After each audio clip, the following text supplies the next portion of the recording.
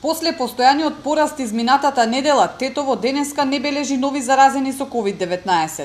Бројот на досега диагностицирани останува 176, од кои 80 лица се излечиле, а 16 починале. Но и покрај високите бројки и недисциплинираноста на граѓаните, кои речиси воопшто не ги почитуваат мерките, градоначалничката Теута Арифи сепак вели дека е потребно олабавување на мерките. Затоа велам дека е важно процесот на олабавување да продолжи, но исто така со нова кампања, со нов ангажман за почитување на дистанцата и намалување на комуникациите.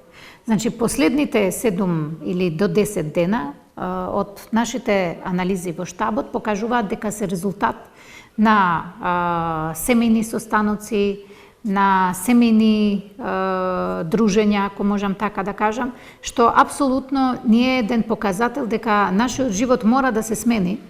Општината веќе 2 недели чека и одговор на барањето за укинување на забраната за организиран меѓуопштински превоз, кој не се покажа баш ефективен со оглед на тоа што превозниците сепак работеа.